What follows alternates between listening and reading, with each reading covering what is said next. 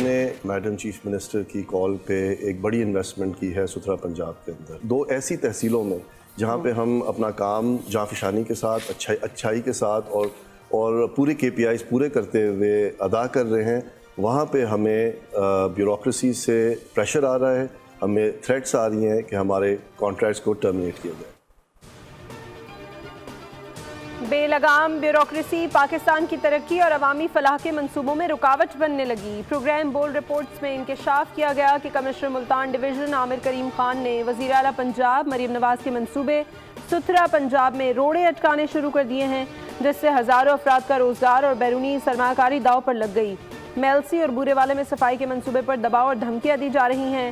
ڈیوو نے شفاف بولی کے ذریعے اربوں روپے کی سرمایہ کاری کی ہے. اس کے باوجود ترقی کی راہ میں روڑے اٹکائے جا رہے ہیں.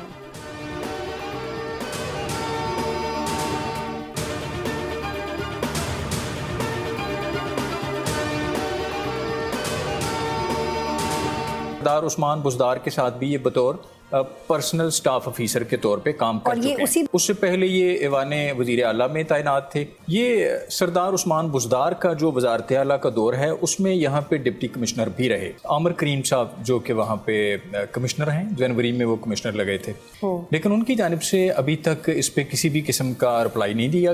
عامر کریم صاحب جو ہیں یہ چونکہ بورے والا کے ہی ریزیڈنٹ ہیں, بورے والا کے رہنے والے ہیں. بورے والا اسی ڈویژن کی ایک تحصیل ہے جس میں وہ کمشنر لگے ہوئے ہیں.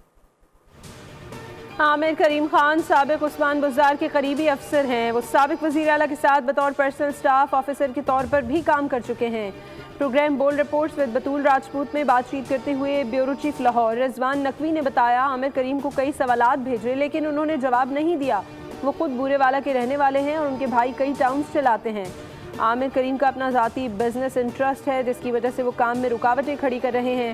رضوان نقوی کا کہنا تھا کہ عامر کریم خان گریڈ 19 کے افسر ہیں لیکن وہ گریڈ 21 کی نشست پر کام کر رہے ہیں.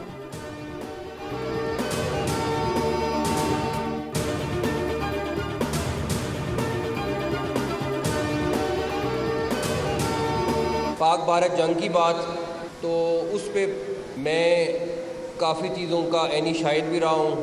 انڈینس کی ہر موو ہمارے اداروں کے پاس وقت سے بہت پہلے آ جاتی تھی اور یقین کے ساتھ اور ایمان کے ساتھ فیصلے کرے تو میں نے یہ گواہی سے کہہ سکتا ہوں کہ اللہ تعالیٰ مدد بھی کرتے ہیں اور اللہ تعالیٰ آپ کو جیت بھی دکھاتے ہیں.